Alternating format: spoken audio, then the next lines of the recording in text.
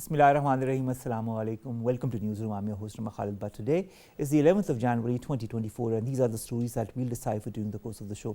We'll begin, ladies and gentlemen, with the IMF Board's review of Pakistan's tranche. We all know that the Executive Board of the IMF is expected to approve a release of $700 million from a $3 billion bailout package, and this is going to happen today. Pakistan and the IMF reached a preliminary deal for the tranche in November in 2023 after 2 weeks of talks on the first review of the $3 billion package. Of course, all eyes are on this review meeting and the result that is expected anytime soon by later tonight. We'll be discussing different aspects of this and, of course, the macroeconomic reforms as well as what needs to be done on the fiscal side from the Pakistani government in order to further consolidate its economic sector.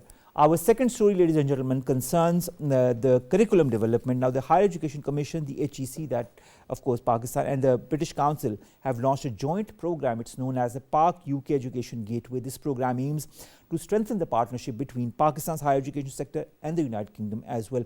Under this ambit, an international workshop on curriculum development through project-based learning was recently held at the Islamic University, Islamabad. We'll be highlighting different aspects of that with experts from Pakistan and other countries here who will be coming in our second segment to discuss how important is the curriculum as far as education is concerned in Pakistan, and how important is it to build on it in order to strengthen Pakistan's education sector. This is going to be our second segment. Let's begin with our first story, and our first story concerns the IMF review for Pakistan's tranche of $700 million that is happening today as we speak. In fact, the meeting must be going on as we speak, and we might be getting the result or the outcome of that meeting very, very soon. In fact, later tonight. We've been joined in the studios by Dr. Khalid. He's a leading economist in the studios to discuss more on that. Dr. Saab, thank you very much to have joined us. Dr. Saab, we understand the importance of this approval for the disbursement of the next 700 million tranche under the existing 3 billion standby arrangement, or the SBA, for Pakistan. But how important is it? Well, for Pakistan, if you want to understand the importance of IMF's agreement, we need to understand the 3 C's. That is confidence, credibility and coordination. For these 3 C's, this IMF's program is very important for Pakistan. In terms of confidence, market needs confidence, and with IMF program, there comes the confidence in the market. Investors sees it as an opportunity that there would be a strong economy, there would be very, I would say, smooth sailing economy under the guidance of IMF, and they start to invest, and it acts as a multiplier effect. We are getting money from dollars from the IMF and dollars coming from the investors. So confidence is the key for the Pakistan, and IMF is the key for rehabilitation of confidence in the market. Second is the credibility. Pakistan's economy is so complex, and there are so multifaceted crises in Pakistan's economy that we need to take some sort of credible decisions. Credible decision in terms of economy, not the populist decisions or popular decisions just to make political capital. We need to bring the theoretical economics back into the fold of policy making, so that there is credible decisions, there is rule over discretion, there is popular decisions, not the popular decisions but the theoretical economics. So credibility is important. Last is the coordination. With IMF comes the coordination. With the IMF program comes other friendly countries to help Pakistan in the fiscal side, so that Pakistan can finance its expenditures and economy. When you look at the history of the IMF-Pakistan relationship, how important has been this decades-old collaboration, let's put it that way, between the IMF and Pakistan for Pakistan's economic landscape and its economic stability? Well, I would describe Pakistan's relationship with IMF as a roller coaster ride. I mean, we start an IMF program, we end it, and we end it in such a slogan type of way that we have finished the IMF program and we have broken the kashkol, and we are not beggar anymore. So this is not the way you conduct consistent economic policy making. If our economy is in turmoil, if our economy is in ICU, we need to have regular sort of macroeconomic adjustments, regular sort of structural programs and long-term sustainable structural programs going on.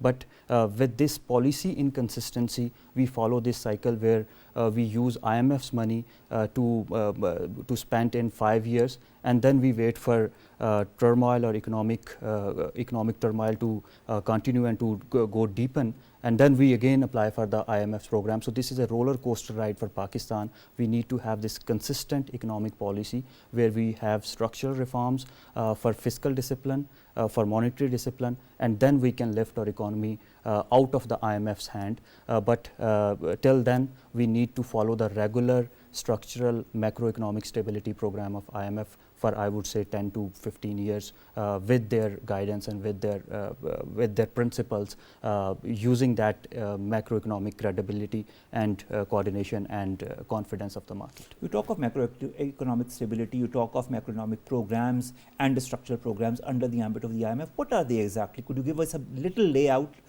superficial layout? Well, I would say let's start from the fiscal side. In fiscal side, there are two components: expenditure, public expenditure, and public revenues. What IMF is saying is that we need to rationalize the public expenditures, we need to increase the public revenues so that our fiscal deficit, which is huge by the way and getting wider and wider each year, that can be contained, and the government have more fiscal space available, so it can use it as a cushion to bring inflation down. It can be spent on developmental works, and it can spend for the economic growth. But what is happening in Pakistan is that we are gradually increasing our government expenditure, government footprint is increasing, the marginal cost of governance is increasing in Pakistan, which is putting pressure on the fiscal deficit of Pakistan. And in terms of revenue, we are generating revenue by burdenizing the economy class, the income class, the middle class. We are not increasing the net tax base. We are increasing only the tax rate, which is all burdenizing the already burdened salaried class. So for starter, IMF wants to cut down the expenditures, rationalize the expenditures, privatize the loss-making SOEs, and all kind of rationalizing so that the government footprint is reduced and revenues are increased so that the fiscal deficit is contained. Second is that IMF wants that we rationalize our energy sector, which is that if we are giving inefficient subsidies to the consumers, that should be rationalized as well.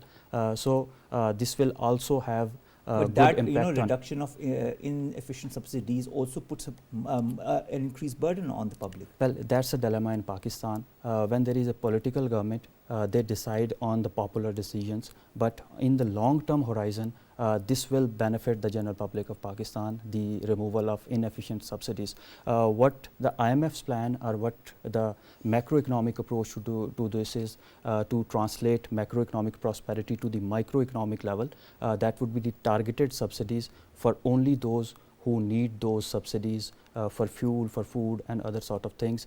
But a blanket subsidy, which is that a Pajero owner is having petrol at the same rate, same as the motorbike owner. So this is the blanket subsidy which IMF needs, or the structural reform or the macroeconomic stability or macroeconomic consideration needs to eliminate in Pakistan. So we need to have these targeted approach, targeted subsidies, so that we can eliminate these inefficient subsidies. You talk of targeted approach, Dr. Saab, do you feel also that this targeted approach is required for our relationship with the World Bank, with the AIIB and with the Asian Development Bank?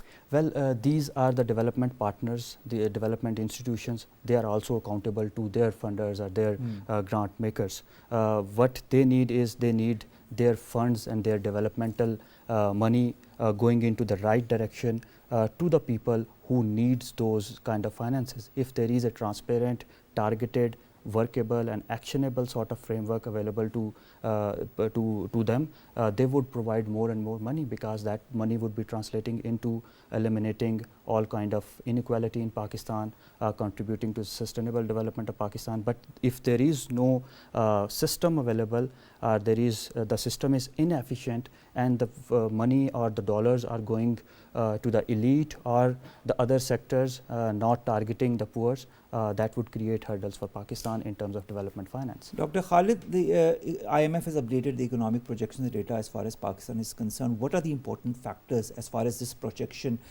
is concerned, and what does Pakistan need to adhere to? In terms of projections, IMF projected some sort of a negative growth trend, but the indicators in terms of Pakistan's macroeconomic performance compared to this quarter last year are improving. In terms of agriculture, last year this quarter we had negative growth. This quarter this year we have a positive growth. In the industrial sector there was negative growth in last quarter, but in this quarter it is improving. The services sector has improved, the construction sector have improved, electricity generation sector have improved. So in that context, Pakistan can build that momentum, and that can be translated into higher growth in coming years. What Pakistan need to do is Pakistan need to utilize this moment. Pakistan need to build on these reforms, these good measures, positive indicators, so that there is more confidence in the market and more investors coming into the market, so that we can complement the IMF's funding with the FDIs, with the friendly countries' contribution, and we build a takeoff stage for Pakistan's economy. The IMF projects a contracted percentage as far as the GDP is concerned. This is what you alluded to as well in your last answer. What can be done in order to improve on that, in your point of view? Well, I would say political stability is very important. If there is a representative government in the office, that can make general public realize that country is going through a very critical situation.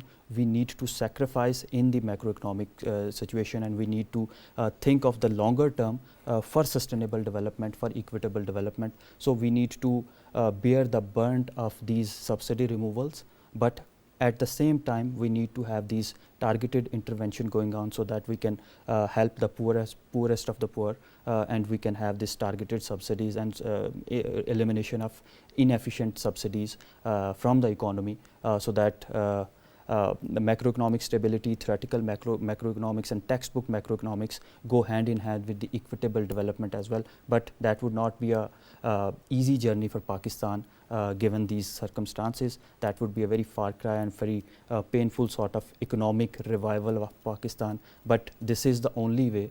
We need to rationalize these subsidies, cut the expenditures, increase the revenues, but in a way that is equitable. The consumer price index projection by the IMF for the year 2024 also shows a significant increase, which is also linked to the substantial rise in inflation. These are also things that Pakistan's government or the future government that comes after the election needs to cater to.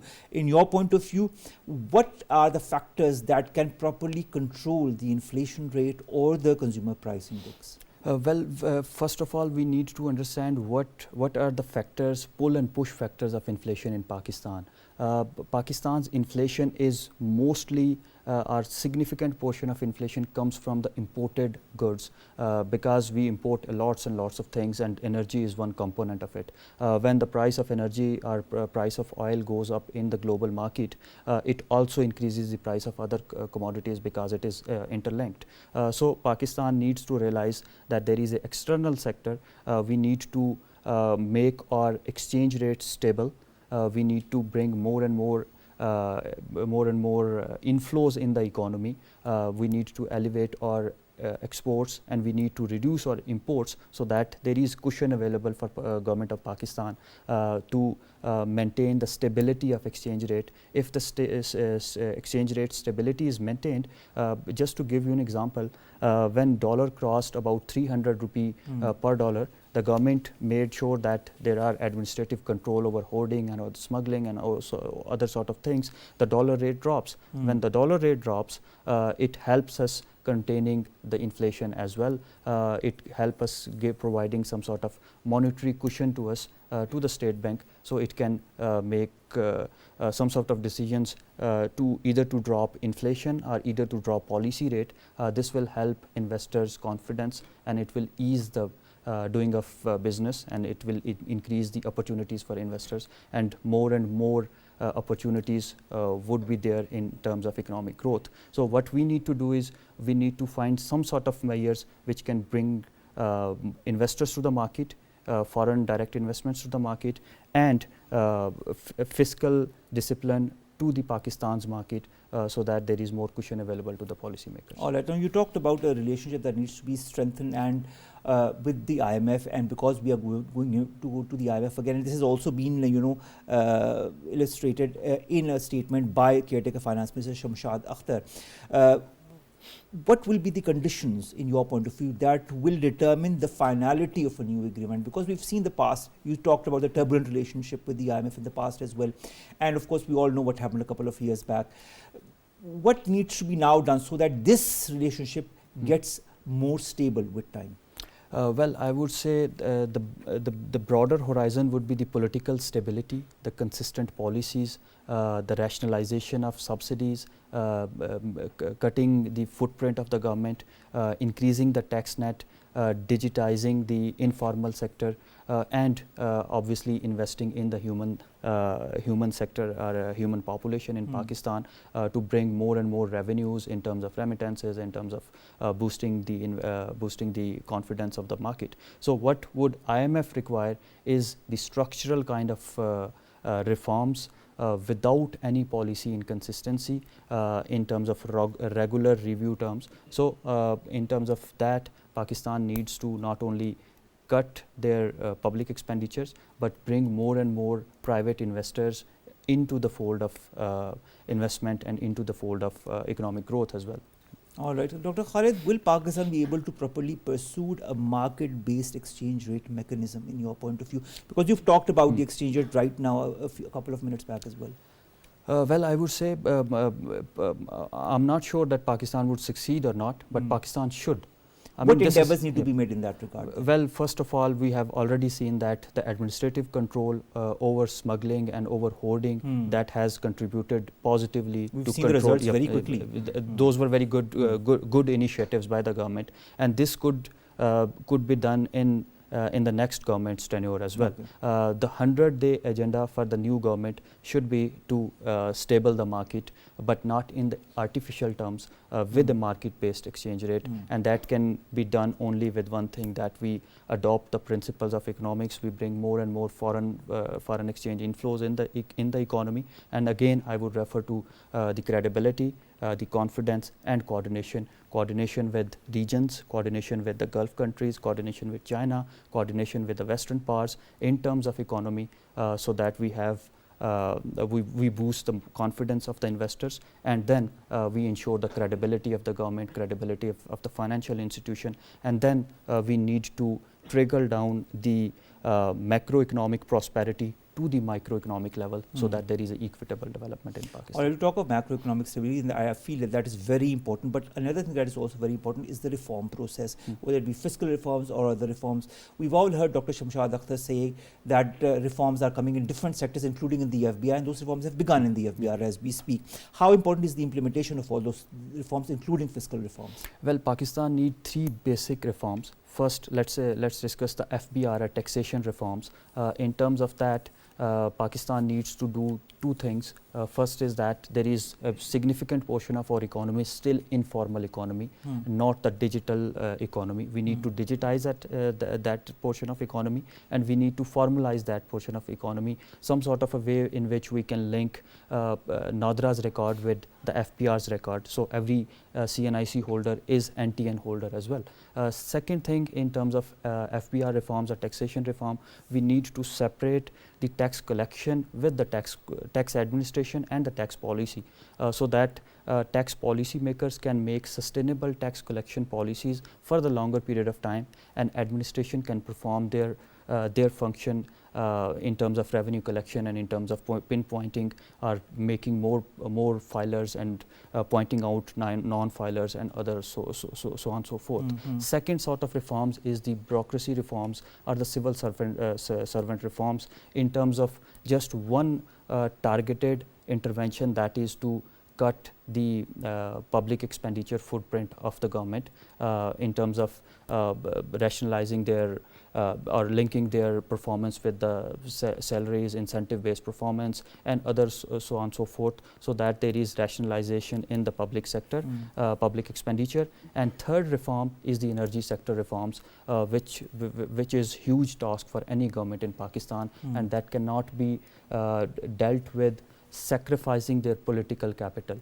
So any government or any political party, they should include they should not include lucrative sort of slogans in their manifestos or their in election campaigns that they cannot fulfill in their government. That will create some sort of turmoil in or the performance lacunas in their performance as well. So what the credible or actionable way or framework for a new government would be, they should straight away tell their voters, the general public, that Pakistan is going through a very critical time. We need to have these reforms in the energy sector. This will hurt the economy, this will hurt the general public, but this is the need in the long run. This is going to stabilize the economy and, of course, the general public in Pakistan. Thank you so very much, Dr. Khalid, Waleed, a leading economist who have joined us, who have talked to us about the relationship between Pakistan and IMF and the economic outlook for Pakistan, which, as per the different sources, remains quite positive, and the work done by the caretaker government seems to be quite commendable. Thank you very much, sir. I'd just like to end with the different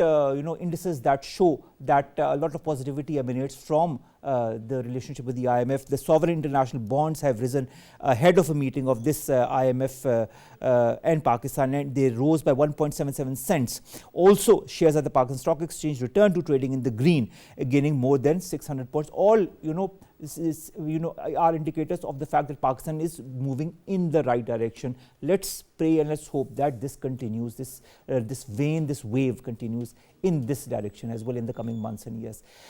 We will go to a short break and then we'll return with our second story. Stay tuned.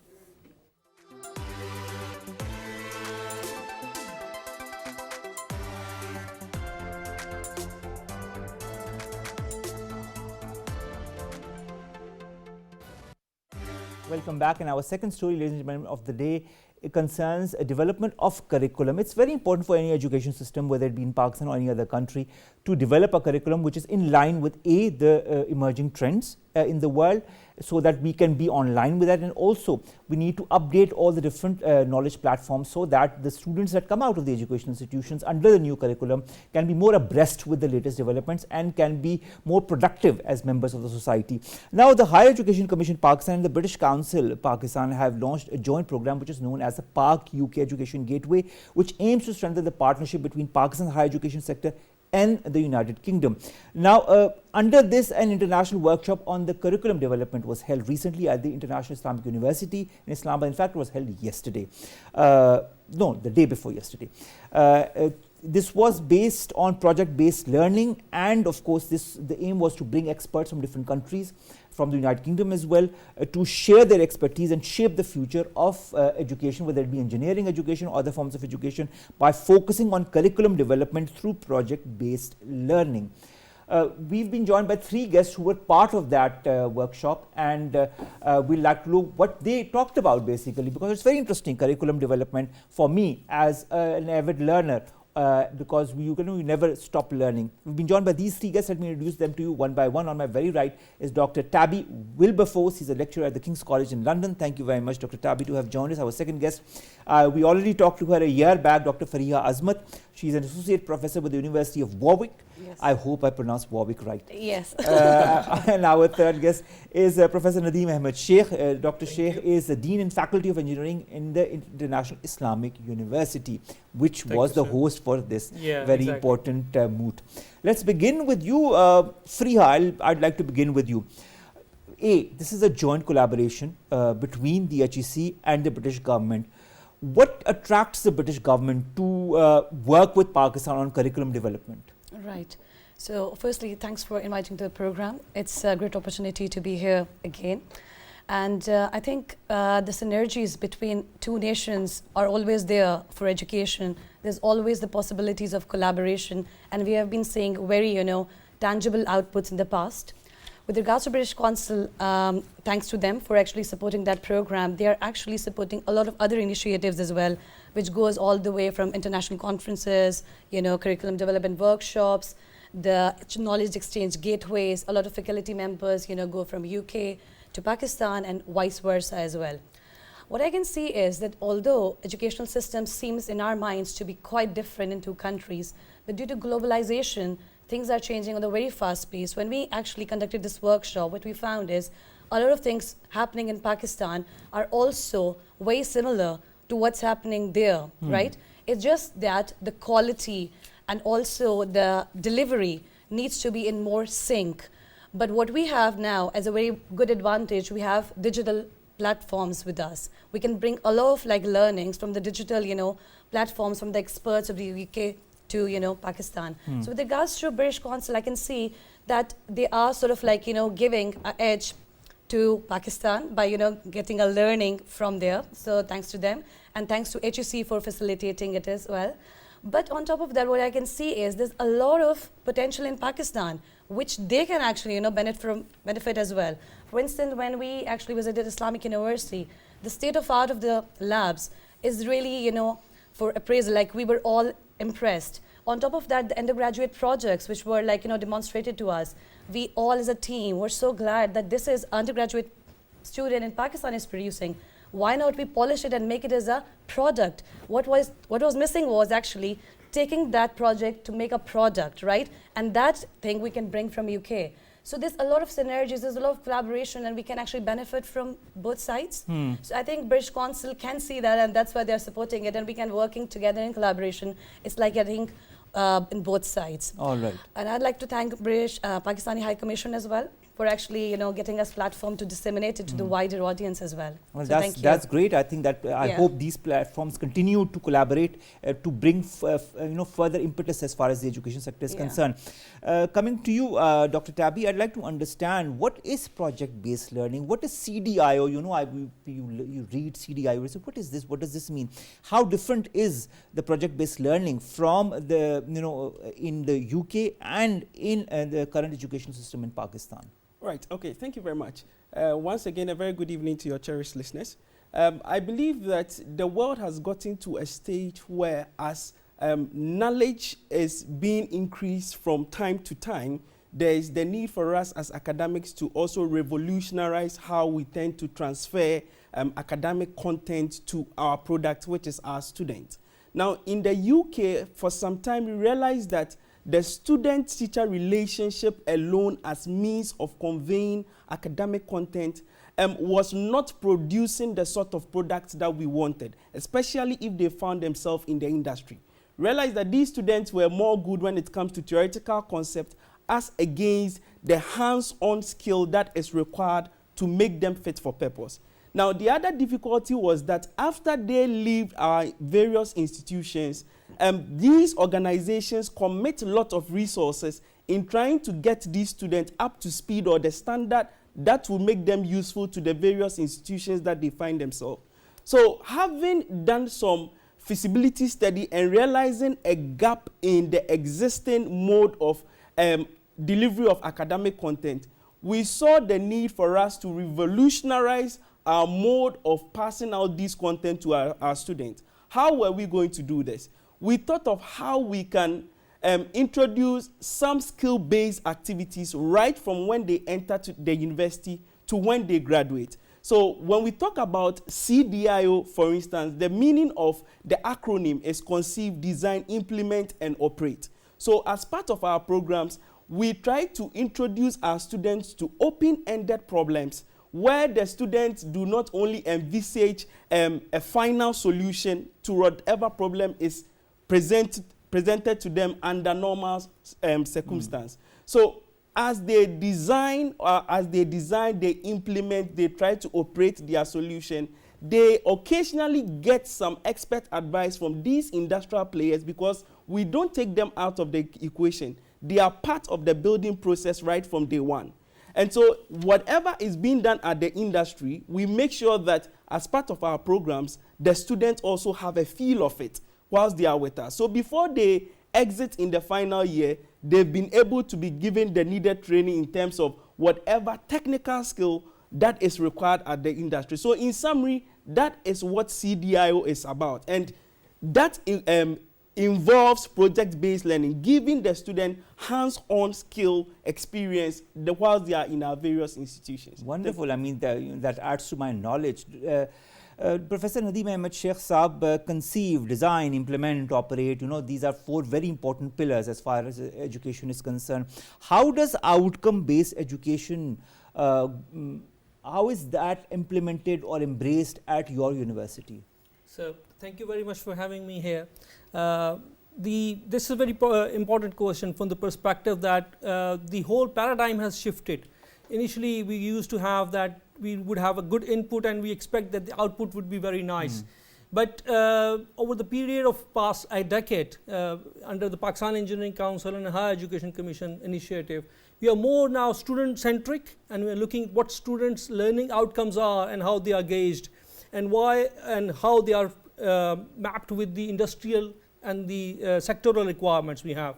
So this conceive, design, implement and operate, this initiative which we have arranged the workshop, it's basically training the students with the modern technologies, giving them the skill sets which are required for the market, which the industry is needing. So this workshop, this is not only a workshop, it was a 1-week whole segment which was designed so that the team could interact with the industry as well. We visited the industry yesterday, we visited them, and we also went to the schools today to engage more our future generations engineers to engage into this kind of conceiving these ideas, implementing them and operating them so that they can learn by doing things. All right. That's interesting, learning by doing things. And as Dr. Tabbi also pointed out, they need to come in, they need to understand a certain skill set and come out of the educational institution having learnt from the practical field and from the theoretical field as well. I think that combination is extremely important in this day and age when people need all kinds of training beforehand, before they enter the market, because any market or any organization, when they hire someone or when you work for an organization, they will gauge you on different levels, not only on your educational level or how good you are in your degrees, but also on your practical level or how can you implement what you've learned. I think that implementation is extremely important. Freeha, what are the skill gaps? How can you compare those skill gaps between the United Kingdom and Pakistan? Do you feel there is a similarity, or do you feel the UK or other countries are way ahead? Right. So I would say skills gap is an issue which is, I think, worldwide. If you look to UK current surveys, for instance, Institute of Engineering Technology, it is similar, like we have PEC here. They conduct surveys for the employers, and they checked in 2023, about 45% of the employers are saying we are not getting the graduates with the right skills. When we talk about the skills, it is about disciplinary competencies, but as you said, it's more about how you apply, how you work with teams, how you communicate, how you present, how you adapt, how much emotional intelligence you have. These all skills need to be there, and they can't come by teaching, just by chalk and talk, or by just lectures. They can only be shown when you are doing the work in the groups. So there's some metrics which are widely available, that 10% of the humans can learn when they read, 20% learn when they see, but actually 90% of the learning is done when you experience something, when you do something with others. So actually the learning curve for any human is exponential when actually you do things. So if I come to a skills gap now in other side of the world, for example, MENA region, in the Middle East, Saudi Arabia, they are also saying we have skills gap. When you come to Pakistan and South Asia, we have the skills gap maybe in the mining, construction. So it's a worldwide problem at the moment. And there's a lot of initiatives taken at, you can say, European Union level, at different, UNICEF, that they are putting the fundings to close the skills gap. Now, what we need to do is to really embrace the strategies that what Western nations are doing, or the people who are ahead, we can bring in here as well. And this is more about that, we start our vocational and technical education, we bridge that gap, but also we try to bring, as Tabbi said, more of project-based learning, more of experiential learning, more of work-based learning within our undergraduate curriculums. When I say experiential learning and work-based learning, it's more about we give exposure to our students to industry placements. We work with our industry. If you can't place them, at least give the guest lecturers. Make our classroom more flipped learning, that we give them time to study and come back and ask us the question. Today, when we went to colleges and school, I'll be honest to you, we taught them in the way the flip learning works, project-based learning works. All faces were shining. They were so happy. They were so engaging. Them, you know? Exactly. That's the thing they said, that, you know, we are learning today because you are telling us in the way of storytelling. And storytelling is the key, because if I don't give you the context, there's no point to tell you that, you know, what it means. And all of them were like, you know, I would say, blooming that we would like to do engineering, we would like to do tech. So I think we need to embed skills gap training in terms of technical skills, but bring that thing into our, you know, curriculum, that how you can make it more engaging and more like, you know, sophisticated, that, you know, learners are like, you know, progressing and they're feeling it's passion for them to excel. That's excellent. That's excellent. I hope that really happens. Yeah. Dr. Tabbi, Wilberforce, you know, coming from King's College in London and, you know, hearing of skill gaps issues and learning curves and bridging the gaps and, you know, working together, how about developing joint programs with Pakistan universities? Do you feel colleges such as yours would be interested? Do you feel that the British educational system would be interested in joint programs that could prove to be beneficial for the students of Pakistan in improving their skill gaps? Thank you very much. I think that is the basic objective for this initiative. Very often, the perception out there is that it's always the right things that is being done in the Western world, and that there's nothing that can be learned from here. But that is wrong. After coming here, I realized that there are lots of good things that is being done in the universities that we interacted with, of which I'm going to implement and encourage my colleagues at King's College to also adapt. Now, in terms of us developing joint programs, one thing that we should keep at the back of our mind is that the product from institutions in Pakistan occasionally may not end up only in Pakistan. Some of them may find themselves in the Western world. And there are instances where some of our products will also find themselves due to jobs and other circumstances here in Pakistan. Now, if we want to build a more robust society that is all round, then we have to train our students to be able to adapt to any changing environment. And that is why we are looking forward to a situation where we'll have our academics from these Western societies visiting universities in Pakistan, learning from them, seeing how things are really done in other places, then having other academics also from Pakistan visiting universities in UK as well. And the same applies to our students. We are looking forward to where we can have summer internships, where we can have joint project supervision, where we can have joint programs, of which we are already discussing that with IRU, to give that enabling environment where at the end of the day we would prepare global ready students that will be fit for purpose in spite of any environment they find themselves. So should we look at developing partnerships between the UK and Pakistan following this workshop or this close coordination between both sides? What's your take on that? Would you be promoting that? Yes, definitely. So I think that through this funding, thanks to the British Council, we had the first cohort of academics visiting Aston University and King's College London. And the second cohort, I think, will be visiting in the next few weeks. Okay. And that is what we are foreseeing as the future through this funding scheme that we attained from the HEC and British Council. All right. Speaking of the HEC, my next question will be Professor Nadeem Ahmed Sheikh Saab. Sir, we talk of the enabling environment for the students and for the academicians at the same time, but how important are workshops or this enabling environment, like as has been created by this Gateway Mobility partnership between the HEC and this British Council in Islamabad as well? How can this help in implementing a new policy for the HEC on industrial internships and other internships and basic educational process as well? Yeah, I'm glad that you mentioned that. HEC has already taken an initiative that they have across the board implemented an internship policy. So whatever BS degree you are doing, whether in education, whether in CS, whether in engineering, you have to go through a mandatory internship. So that is giving the field exposure. And that's what these kind of workshops will help, because there are two parts of this, making a policy and then implementing it. So the policy has been there now, it's just been enforced by the HEC and adopted by all the universities across Pakistan.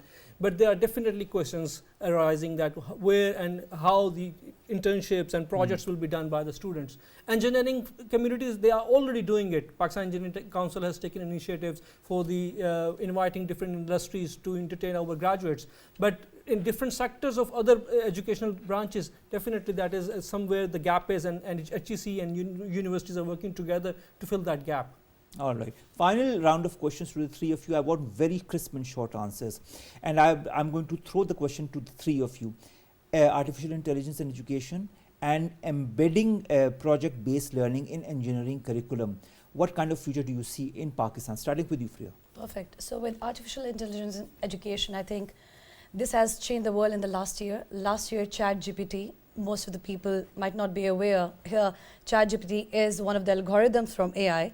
And that has transformed the whole world, because when you put any query in ChatGPT, it will give you a long answer. It can make essay for you, it can create a graphic for you, it can create a lot of things which actually we were giving students as a task. So now we need to embrace artificial intelligence in our education. We need to now see we can create personalized learning for our students. And then personalized learning will help us to actually embrace project-based learning too. Because in project-based learning, students become independent learners. And project-based learning says that you have to be critical thinking. So if ChatGPT as an AI assistant is producing an output for you, you can critically analyze it. And can really see whether this AI assistant is doing the right job for me or not. All right. Right? So it is having a quite, positive effect if you like to embrace it in a positive way. But the negative one I'd like to say is you have to be quite vigilant what ChatGPT is giving you is the right answer. Exactly. Because it's not like you always need to confirm and reconfirm through other sources. Dr. Tabbi, what's your take on this? Yes, I think that that's the way to go, as Dr. Freeha said. So we have to see how we can work in tandem with the integration of artificial intelligence to rather help our students to be able to think outside the box. Now, once we are able to attain that level of standard, that is when we can see that indeed we are ready and prepared for the future. So I think that there is a way to go from that direction. All right. Professor Nadeem Ahmed Sheikh Sahab. Yeah, definitely. AI is the future, but it has to be explainable AI, which is XAI. So that is more intelligent and guiding you to the right path. So that's all right. Final just a one-liner for you, because you are representing the Pakistani side.